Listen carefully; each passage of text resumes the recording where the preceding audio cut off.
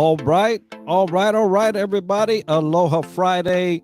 Thank you for being with us today, this afternoon. I have Joe Harris with me. We're going to be talking things like law enforcement, leadership, and the roles that they can help law enforcement in. And obviously, some things in our national security posture that we could be helping in terms of leadership. Joe, my brother, thank you for being with us this afternoon and sharing on Aloha Friday Live. So happy to have you, brother. Yeah, no problem, brother. Thank you. I appreciate it. And it's good morning. It's morning where I'm at. Oh yeah, real early morning for you on the Pacific side. And folks, we're going to be talking about what leaders can do to help in this deterrence posture, right? We can do some things to help law enforcement out as leaders. There's some things that as leaders we skirt off to, the security forces or police force to handle.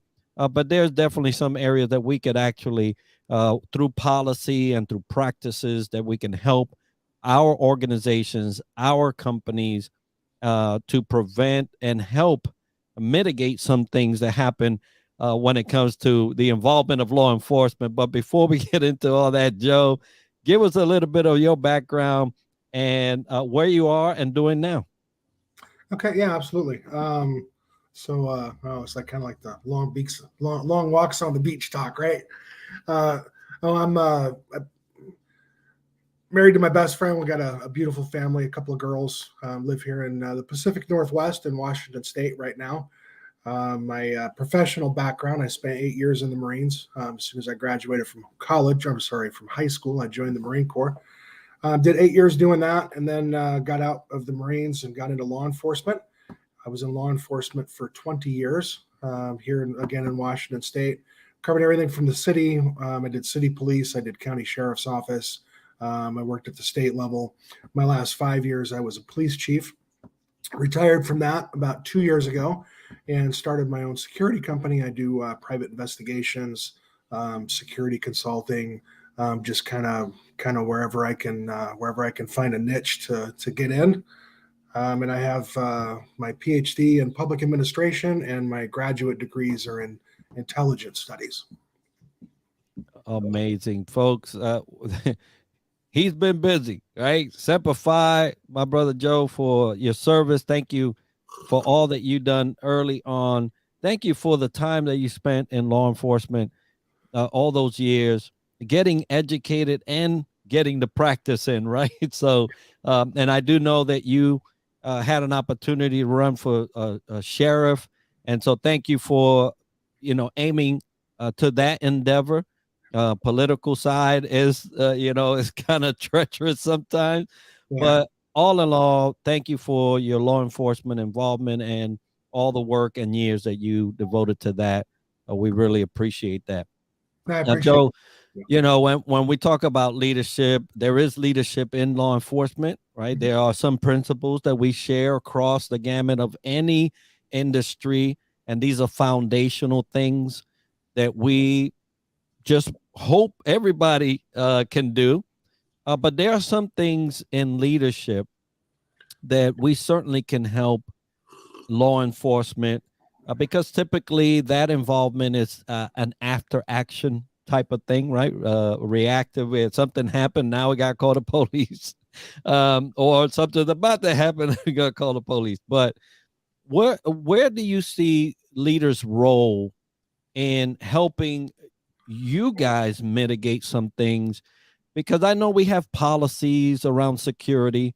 Typically, those things, well, physical and fiscal and AI, internet type, IT infrastructure type of policies, but we seldom see the protective type of policies in companies, and we seldom get any input from the law enforcement as to what these should look like.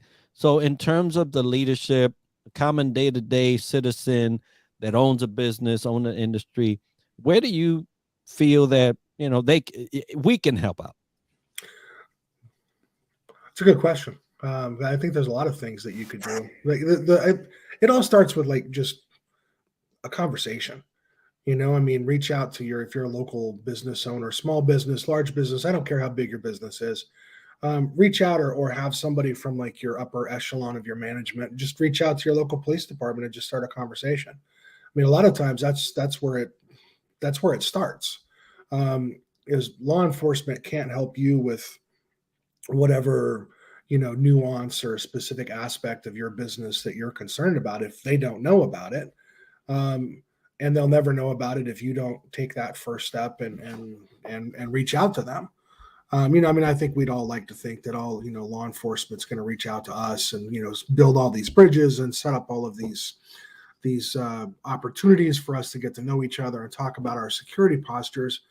But unfortunately, that's just not what traditional law enforcement. That's just not their mission.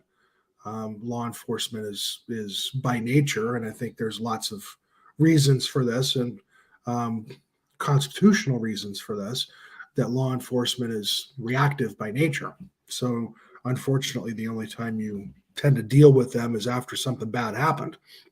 Um, but maybe even deeper than that. And I know this is a fiscal question for a lot of companies, but to have some sort of like dedicated security component within your organization, and that responsibility for liaising and building those relationships then falls on them.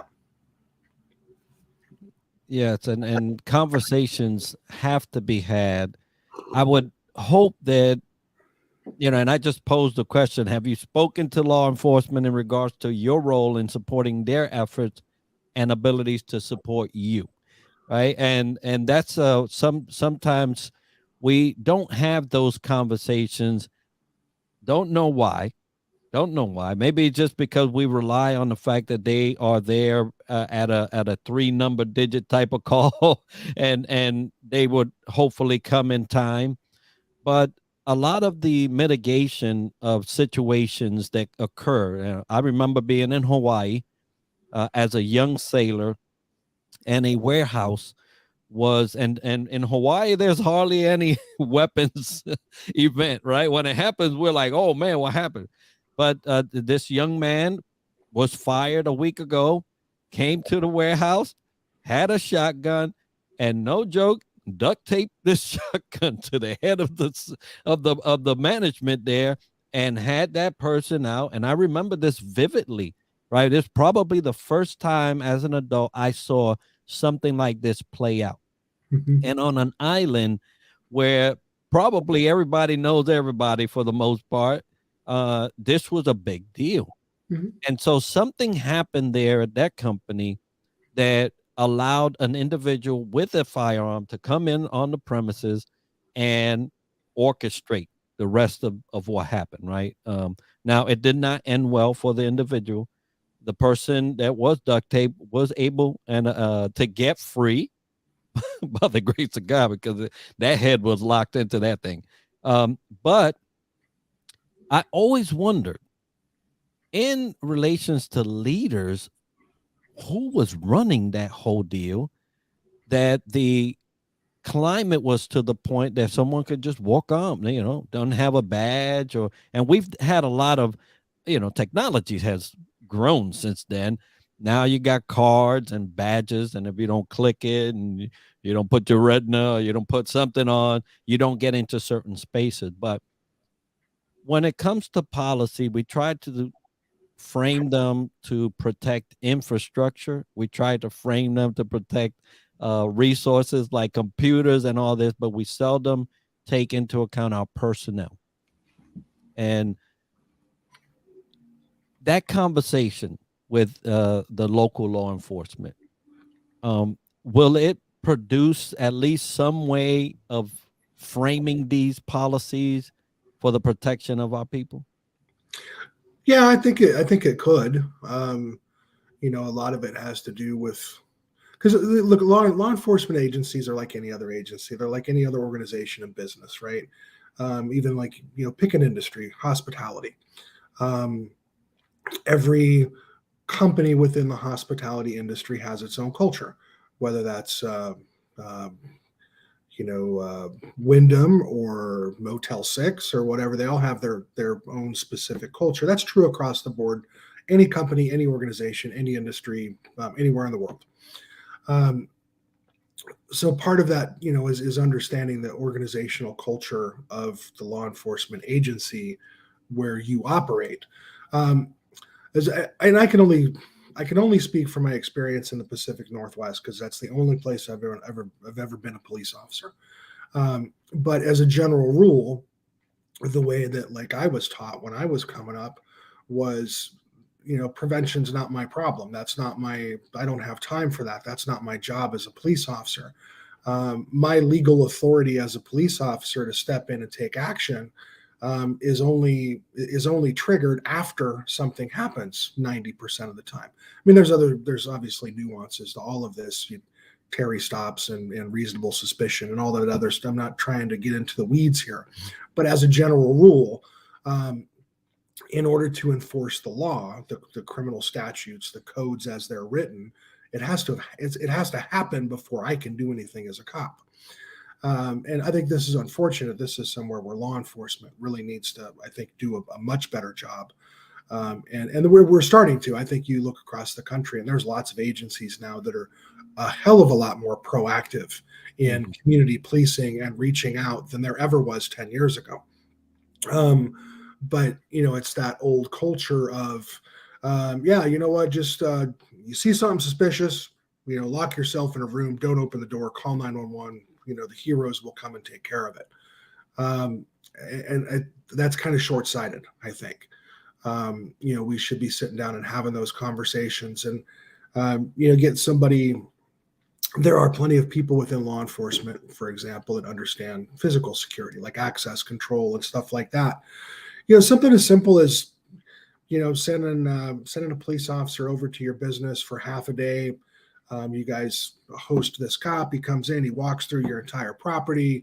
Hey, you know what? Yeah, you guys might want to think about putting lights up in this corner over here. Right? You see all these hedges, these trees and stuff over here. You might want to think about cutting that stuff back so you don't have as many places for people to hide. What does your access control look like? Are you open to the public? Are you not open to the public?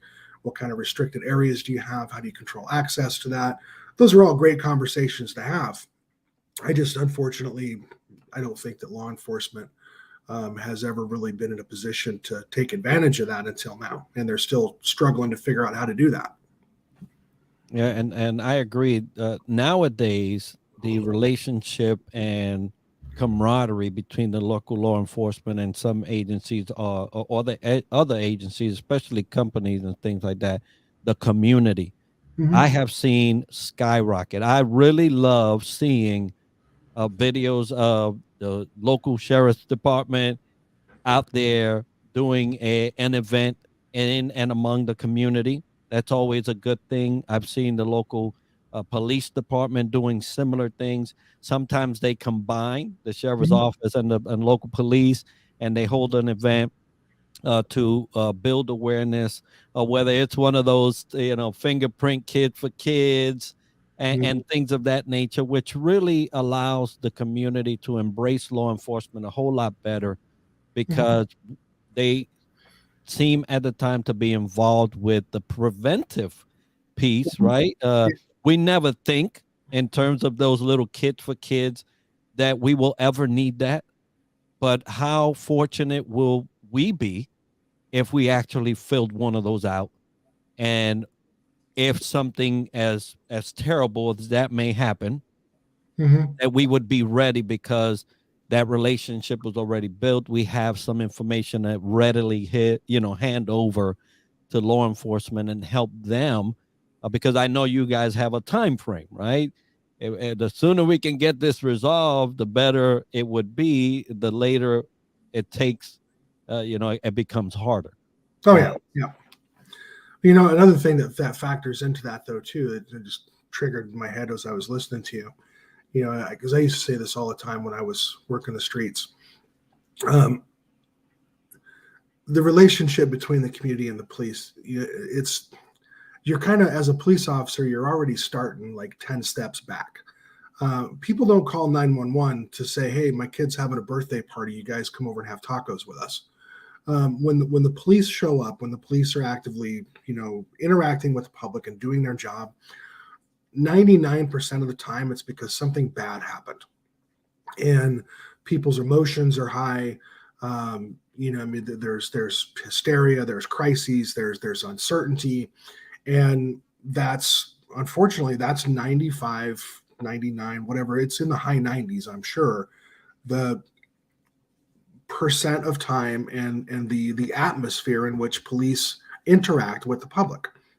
And so it's really easy from like a cop's perspective, it's really easy to become jaded with people in general, because I mean, hell, 90% of your day you're dealing with people that are in some sort of crisis situation.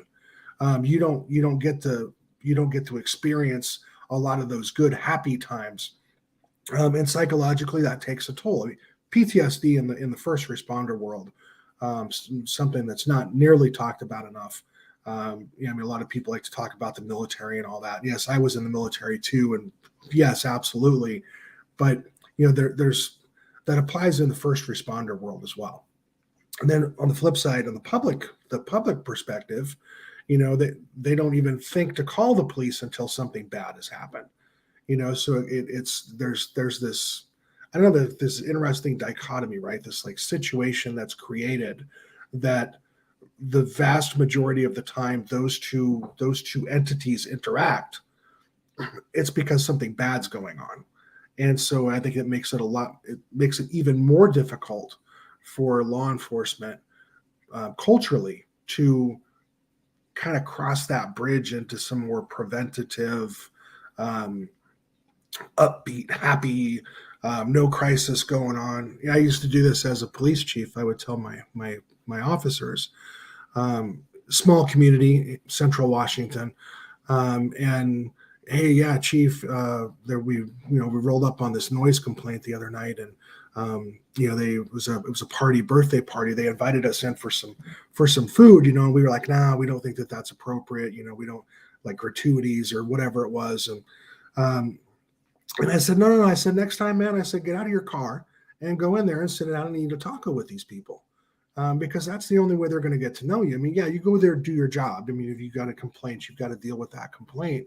But if they're making that active effort to reach out and say, hey, yeah, come in, hey, do you guys want a burger or hot, whatever it is that they're offering you, take it, stand there for the 15, 20 minutes and talk to them as a human being and build that relationship, because that makes the kind of conversations that you're talking about, makes them so much easier to have. And it increases the level of credibility on both sides, because there's that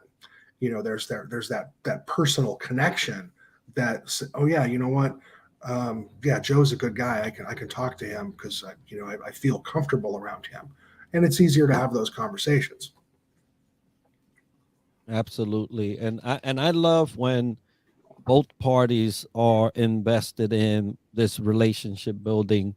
I love seeing police and sheriff's office out in the community, but we seldom entreat the law enforcement with those same gestures, right? I just put in the comments, how many of you have entreated the local law enforcement with goodwill gestures? And I know they will be.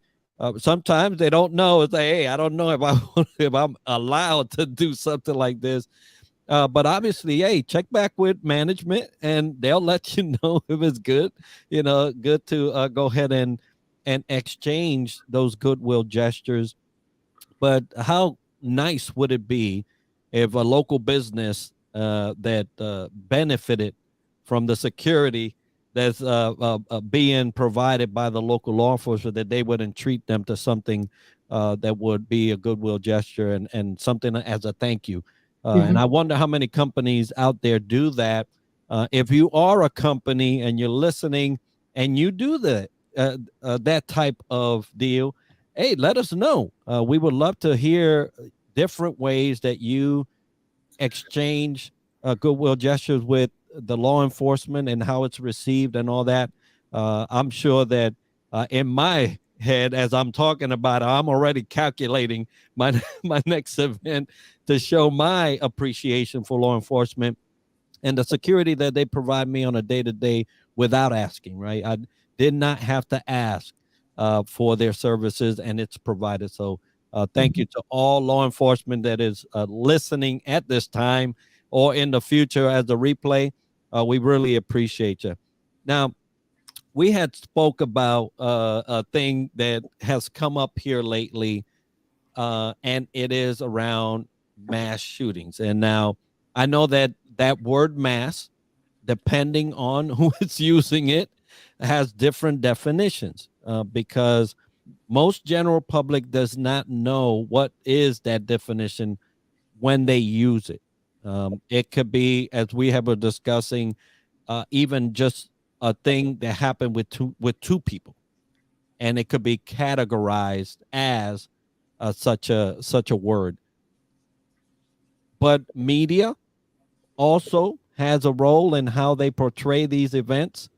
So, from the enforcement perspective, how do you see these things when it comes up so much? They'll throw out, there was 147 mass shootings this year alone, and that hype of and that use of words could really get people uneasy. But how do you see it from the perspective of law enforcement? See what exactly the. Well, when people say mass shooting, right? Because it does cause a frenzy. Mhm. There's people that are packing up now, getting stuff ready when they hear this word. And when it's released into the public, it's just released. Mhm. And there's no real gauge of how that is really resonating with the people locally and nationally. Mhm. But the word mass shootings is something that's prevalent nowadays. But how do you see? How would you suggest leaders, right? Because we talk about leaders, Mhm. uh, get to be familiar with this word and really what it means, and how much Okay. we really need to dig into what Yeah. that means. Well, so it's where the the term mass shooting is something that's bothered me for years. The academic in me is okay. Let me see the data. What's your definition of a mass shooting? Because until we all have the same definition of what a mass shooting is going to be, we can't we can't analyze any data. We have to be working from the same baseline, right? And depending, I've seen all kinds of different uh,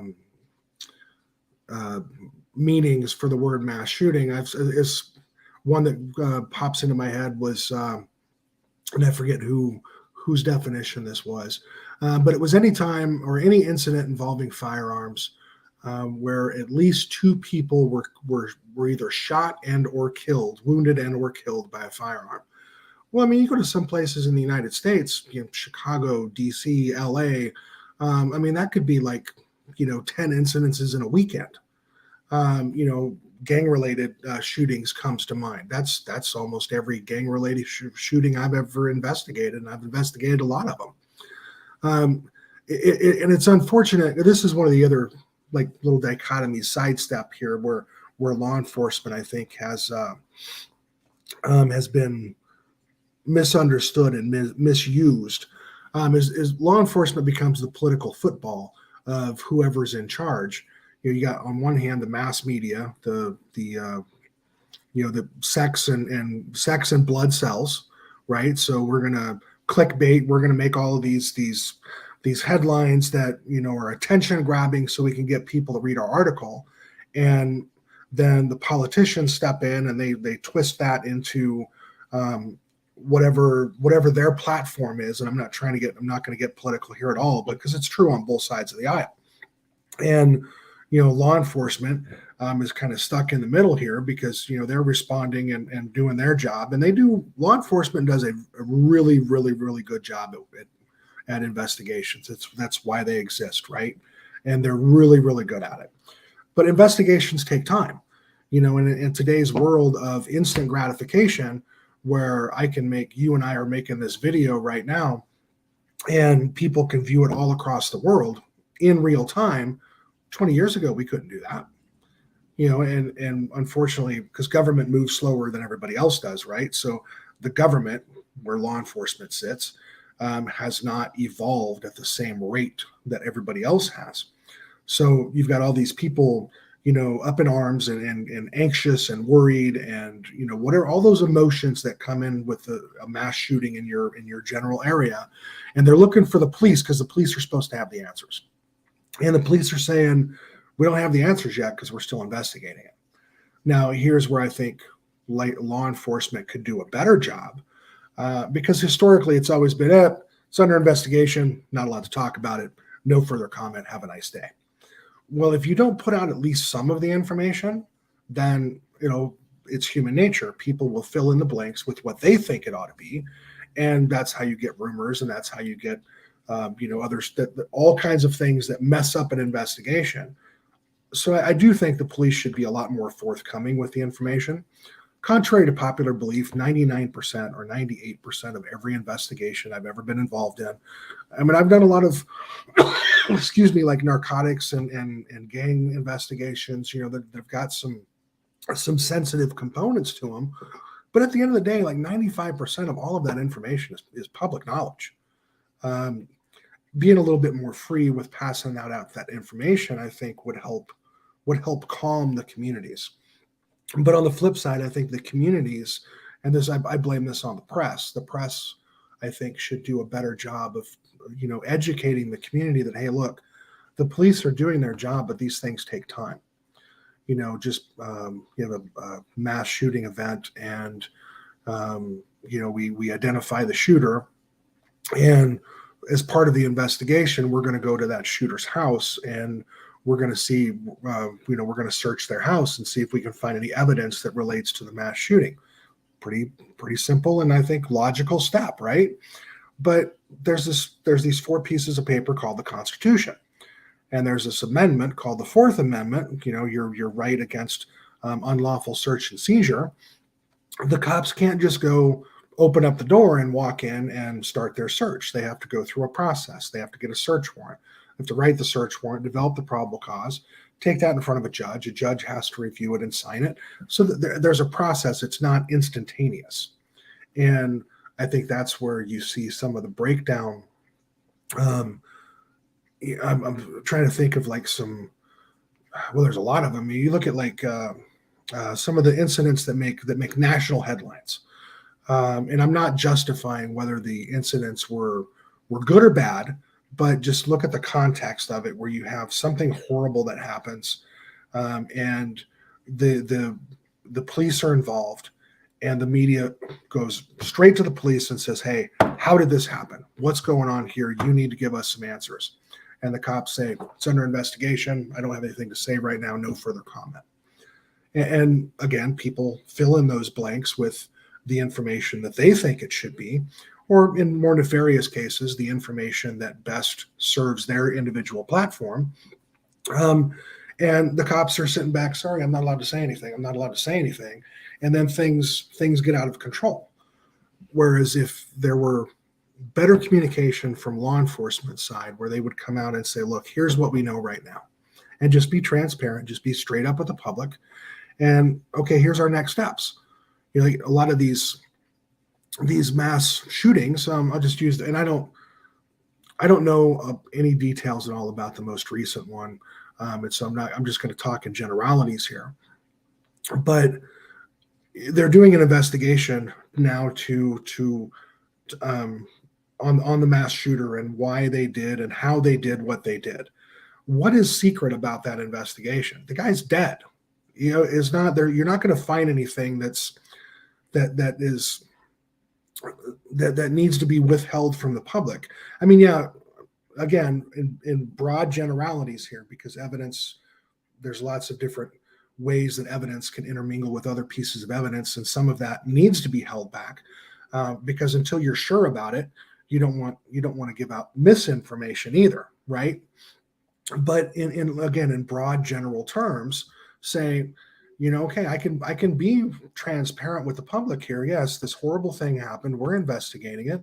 Our next step is to get a search warrant and go to this person's house and see what kind of evidence that we can find there.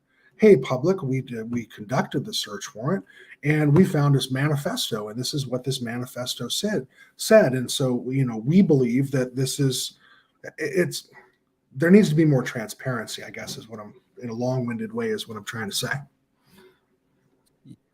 Yeah, and I agree. The communication piece is where you allow people to make their own assumptions. Mhm. Although we always have that that old adage, right, about assumption, but people are going to do it. People are going to do it without the information, and you know, as leaders, from the perspective of leadership, both in your home as a leader, right? Because you got to talk to your kids, you got to talk to your wife, you got to talk. The wife has to talk to as the kids as well, and you take that to the workforce. Sometimes these events happen so close to your work that you have to talk to your people, and so a lot of that has to come from a perspective of knowing what it is that the process is gonna how it's gonna occur, but also uh, not give your people the latitude to go out and do all the thinking that they're going to do around a situation. As leaders, we should be facilitating the proper thought pattern and how to think that these things, or knowledge of how these things actually work.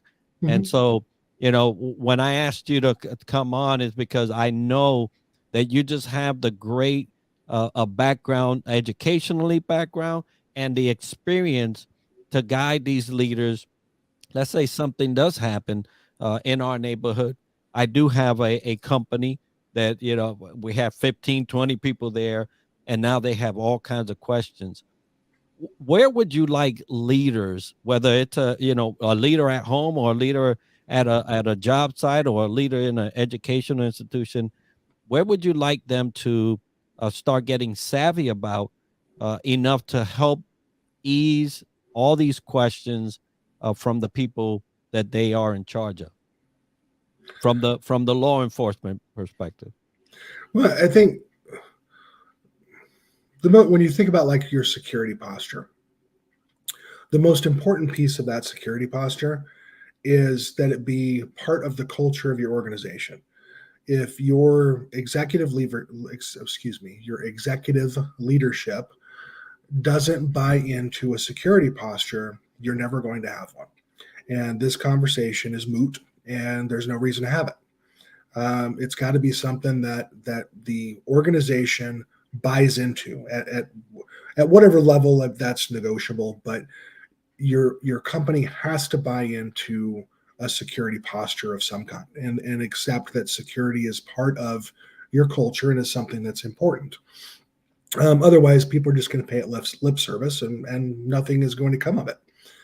Um, and then, again, it's conversations. I mean, because a lot of this stuff, when you talk about relationships between law enforcement and the community, um, yeah, I spent 5 years getting my doctoral degree in public administration to learn that it's really not rocket science. That it all starts with conversations.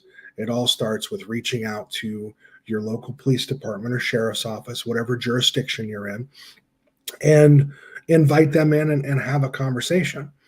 And then I think too, from a leadership standpoint within your company, um, once you've adopted a security posture, you need to make that part and parcel of everything that your organization does.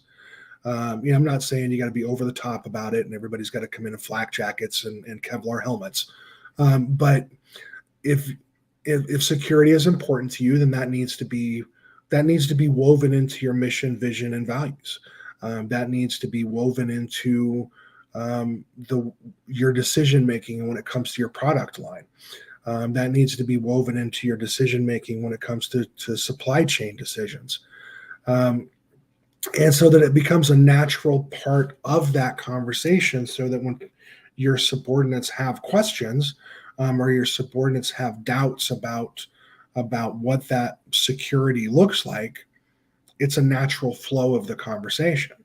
If you're not having conversations within your organization about workplace violence, for example, you're behind the times, and you need to start having those conversations.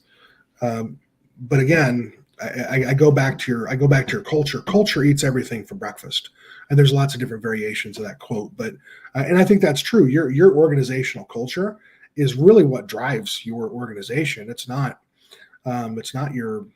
You can have the best mission, vision, value statement in the world, but if your upper management, your executive level doesn't buy into that, you don't have anything. And that's so important for those leaders that are listening. I would even just ask you, do you even know the policies that address security at your work site? And if you know that they exist, do you know them enough to be able to lead your people through a scenario that may come up? You mentioned Joe, work violence. That example that I used earlier on in Hawaii, that's about the most severe work violence you're going to get. Uh, and it happens. It happens. People get fired, people let go. It always reminds me of what is it, Falling Down, the movie. Uh, Mhm. that brother got fired weeks and months ago, and now he's coming back. So it's just some things that they may occur doesn't mean it will occur, but if there is no plan, you've already started to fail, right? That's just the way it is. Um, I wonder how many leaders out there understand that there is a policy, and if there is a policy, understand how they should guide their people. It's not when, it's not it's not if, right? It's when these things, and it doesn't have to even be in your company. It could be at the company next door. It could be in the same building. It Mhm. could be on the same block. So there are so many different scenarios that can play out on a day to day. But definitely knowing whether you have a good security posture, whether your climate, your environment is at the point where it will support such a endeavor. And I love how you put how you put that. Yeah, there's a lot of things that are eaten for lunch, right? But this environment, this culture, uh, that really drives a lot of the things that we play out on a day to day at our work site. So great hearing that. Now, Joe, you served in the military, served on a police force. You was a chief in the police force. What would you tell leaders? Because hey, the climate in our nation is not as it's not 1970. Let's just say that, right? It's not even so, and that was not too long ago, 50 years. So it's things have changed. Technology has facilitated some of that change more rapidly than before. Um, Leaders are probably wondering, social media is a threat. So IT infrastructure. There's this big push against TikTok for whatever reasons. I don't know. I'm not on that platform, so I'm good. But it's still going to affect me somehow, Mhm. right? Um, that is a part of the IT security, not so much, police is going to be responding. Although sometimes if things have happened through mediums, the police will get involved, right? It's part of investigation. You say, hey, I got to go and check this computer, got to check these phone logs, got to check all these things. If I do have a good relationship with our posture, our security posture, the climate is there, and the conversations are happening, right? That's an ideal, right? Conversation are going on with local law enforcement. Hey, you having these nice gestures. Everybody is getting to know each other, and you have a good rapport, both with the ability to reach out to law enforcement and your climate, the way you have your culture strung up. Where would you see the most benefit from leaders in regards to our support of the local law enforcement? What do you mean exactly? how can we best support you guys? Yeah, you go out there, you put your life on the line, Mhm. daily, Okay. minute by minute. Yeah. How can we support you? You know, I think one of the things really simple is just be willing to help. I tell you, one of the things that's most frustrating as a police officer, one of the things that I've always had a really hard, excuse me, a really hard time wrapping my head around was, you would an incident would happen. I don't uh, imagine something in your head happens like on Main Street, Main and First, right? And the police are doing their investigation. Well, one of the businesses there around that intersection of Main and First has cameras, surveillance cameras. And the police go to that business and they say, "Hey, this incident happened, and we'd like to review your cameras." Nope, sorry, we don't share our cameras with the police. I heard that a lot of times, more times than I'd ever care to count. Or people that have information about a case, and we would go and interview them and say, "Hey, somebody told us that you might have been in the area, that you might have saw what happened." Nope, didn't see a thing. Nope, not willing to talk to you. That we've there's been this like created this culture in this country, and again, I mean, maybe it's not fair of me to say it this way because my bias of being in law enforcement, and that's the experience, the lived experience that I have. But this concept of snitches get stitches, and nobody wants to help. I'll give you an example. We had a homicide. This was probably 12, 13 years ago now. A little city here in central Washington, and this girl, she's pregnant. She's like 4 or 5 months pregnant at the time. Her and her boyfriend and her kids had just gotten home from the grocery store. They're an apartment complex. There's probably 300 apartments in this complex, and the buildings surround the complex with all the parking in the center, right? And she's standing there at her minivan with the back door open, grabbing groceries. Her 4 or 5 year old daughter is standing next to her. Some guy walks up behind her and puts a gun in her back, shoots her 5 times, kills her and the unborn baby, and by some accounts, calmly walked off until he got several feet and then ran. And then some people say he just ran. So we show up and we start our investigation. Well, one of the first things that we do is we call like a neighborhood canvas, where we just start going knocking on doors. Mind you, this was like I don't know, it was like a Wednesday or Thursday at like 6 o'clock in the evening. I mean, it wasn't like nobody was around. Knocked on a couple hundred doors, nobody saw anything. Have zero witnesses to that crime. We eventually developed some witnesses later on because we just people eventually sometimes come around and they want to talk, or somebody says, "Hey, I saw this person there." But initially when like because that first 48 hours, I mean, you see the shows on TV, right? Like the first 48 hours. Well, that's true.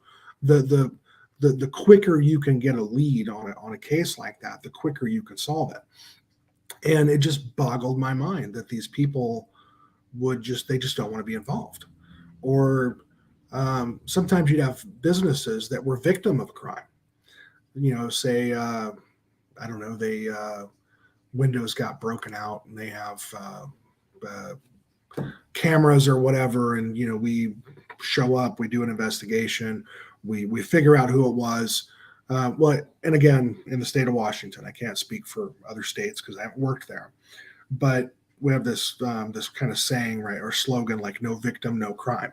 So if you as the victim don't want to be, I'm sorry, as you as the business, the victim business, if you don't want to be a victim, we don't have a crime, because the state can't be the victim for you and do an investigation because they want to know who it was that violated their business, and then to have them, you know what, I don't want to press any charges.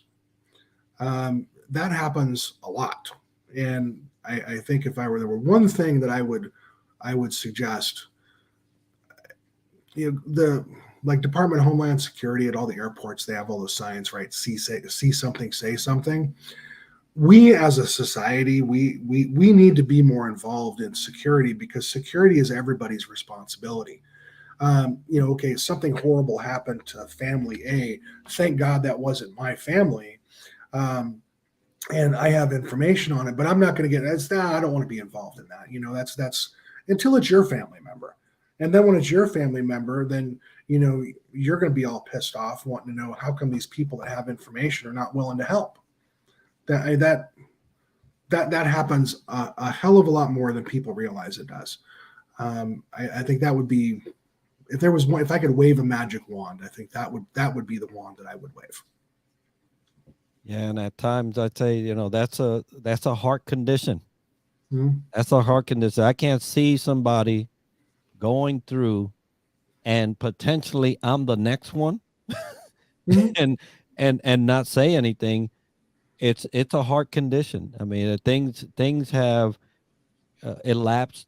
A tribe doesn't happen if you're not looking out for each other. Mm-hmm. And that's a simple thing to do.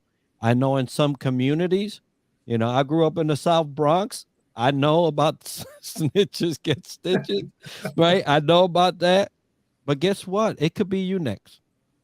It could be you next, right? And the more time you give for something to escalate into something worse, how you're going to feel. But an individual choice, but it is a great exhortation. Be a community. Be a Mm-hmm. community. A community takes care of each other. Mm-hmm. And in a community setting, if you have to say something for the gain and for the best position of the community, you'll do so.